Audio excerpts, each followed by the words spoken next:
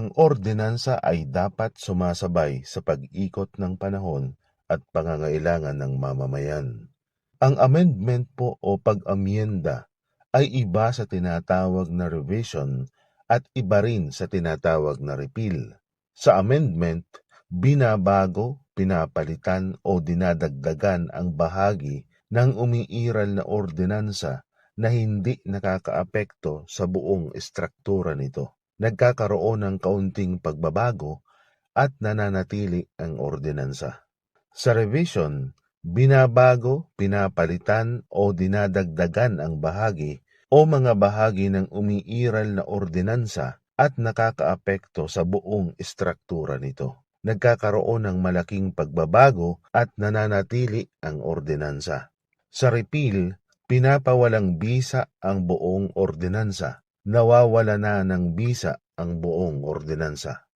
Reminder lang po, pwedeng i-repeal o pawalang bisa ang isa o higit pang hindi mahalagang paragraph o section ng isang ordinansa pero amendment pa rin ang tawag.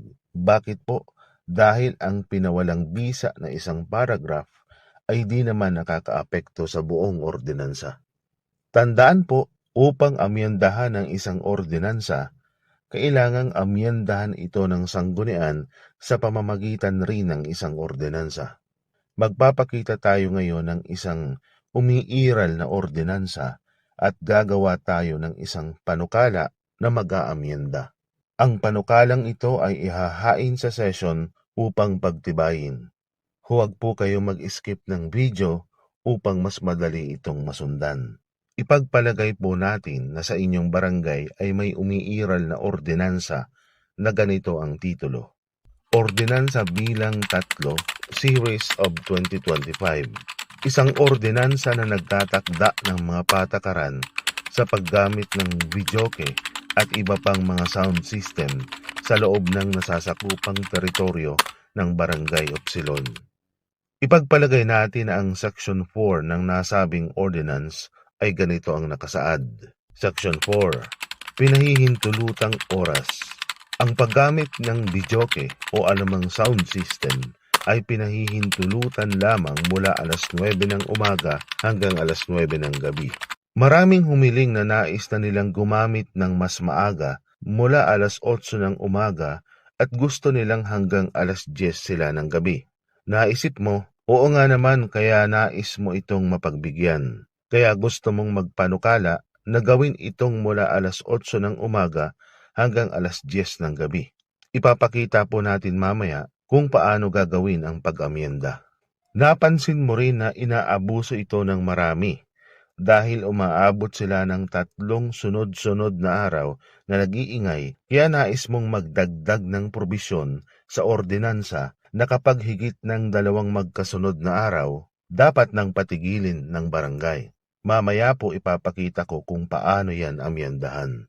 Ipagpalagay natin na sa inyong barangay ay may paaralan at may reklamo kayong natanggap sa ibang guro na kahit may klase ay may gumagamit ng videoke malapit sa paaralan. Kaya naman hindi nakaka-concentrate ang mga estudyante sa pag-aaral.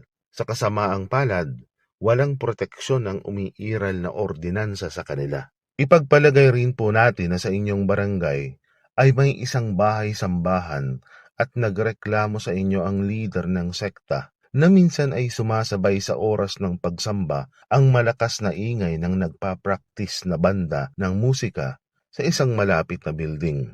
Sa kasamaang palad rin, walang proteksyon sa ingay ang umiiral na ordinansa tungkol sa bahay-sambahan. Nais mong dagdagan ang ordinansa upang bigyang proteksyon mula sa ingay ang paaralan at ang bahay-sambahan. Mamaya lang po ipapakita ko kung paano ito idagdag.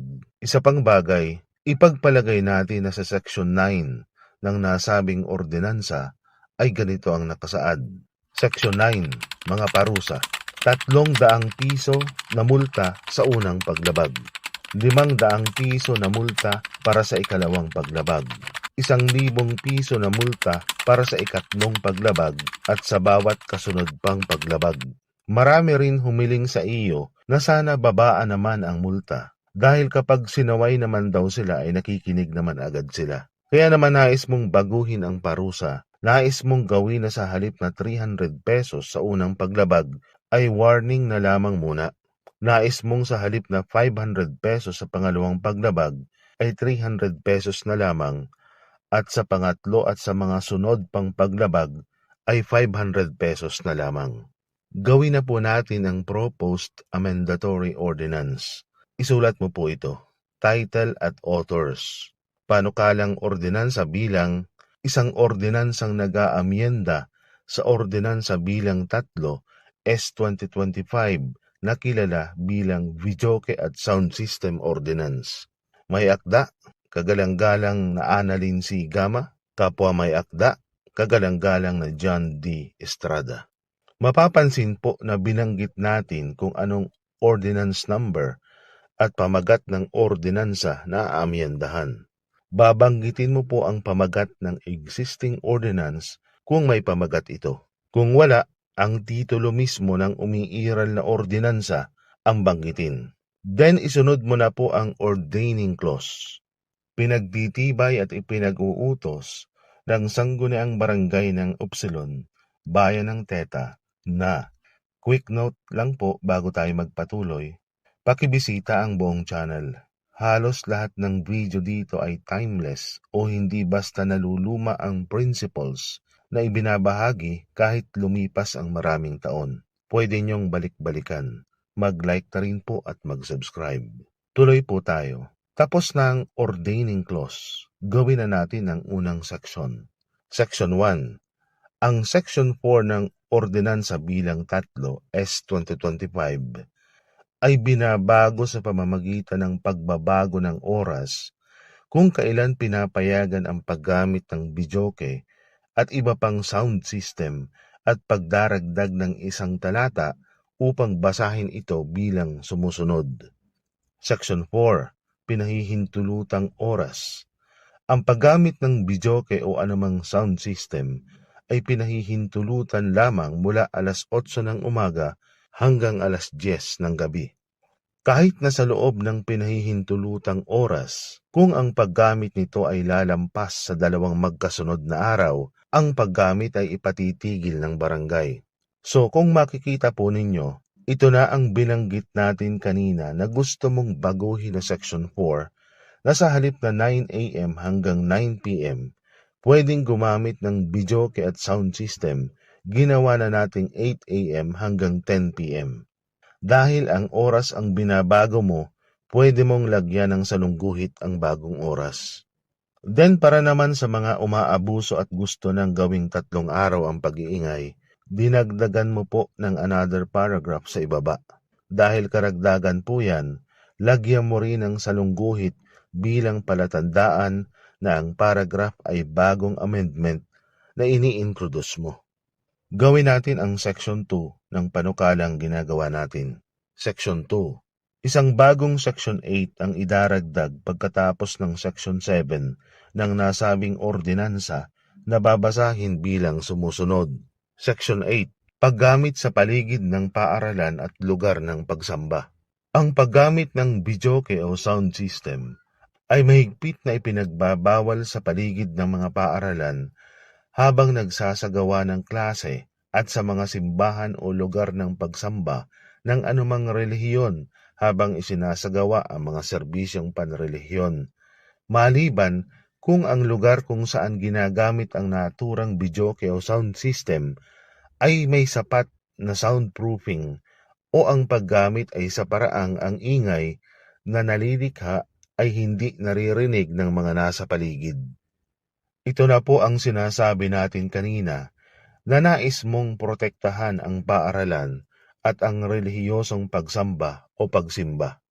Kahit isa lang ang paaralan o isa lang ang sambahan o simbahan, magandang huwag nang banggitin ang pangalan at location ng paaralan o chapel upang hindi magmukhang pinapaboran nyo ang mga ito at upang ang ordinansa ay maging applicable kung may itatayo pang paaralan at sambahan pagdating ng panahon. Gawin natin ang Section 3. Section 3. Ang mga susunod na section ay babaguhin ang bilang alinsunod sa pagbabagong ito. Di po ba nag-insert tayo ng Section 8 pagkatapos ng Section 7 ng umiiral na ordinansa. Siyempre ang resulta, yung dating Section 8 ay magiging Section 9 at ang dating Section 9 ay magiging Section 10 and so on. Magkakaroon lang ng adjustment sa numero ng section dahil may isiningit tayo. Ito lang po ang ibig sabihin. Dumako tayo sa Section 4. Section 4. Ang Section 9 ng ordinansa ay binabago at babasahin na ngayon bilang sumusunod. Section 10. Mga parusa. Babala para sa unang paglabag. Multang 300 piso para sa ikalawang paglabag. Multang 500 piso para sa ikatlong paglabag at sa bawat susunod pang paglabag. Ito po ang nais mong baguhin kanina. Ang dating 300 pesos sa unang paglabag, alisin mo na lang at palitan mo ng babala. Then lagyan ng salungguhit bilang tanda na ang bahaging ito ang nais mong baguhin. Ang dating 500 pesos sa pangalawang paglabag, alisin mo na lamang po at palitan ng 300 pesos at lagyan ng salungguhit. At ang dating 1,000 piso ay palitan mo ng 500 pesos para sa ikatlong paglabag at lagyan ng salungguhit.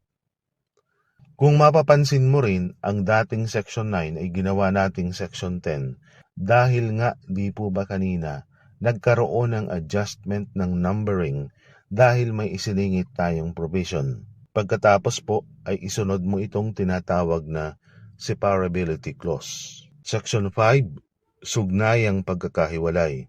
Kung ang anumang probisyon ng ordinansang ito ay ideklarang walang bisa o labag sa konstitusyon, ang mga natitirang probisyon na hindi apektado ay mananatiling may buong bisa at epekto. Ipinaliwanag ko po isa-isa ang ibig sabihin nito sa nakaraang video ng channel na ito.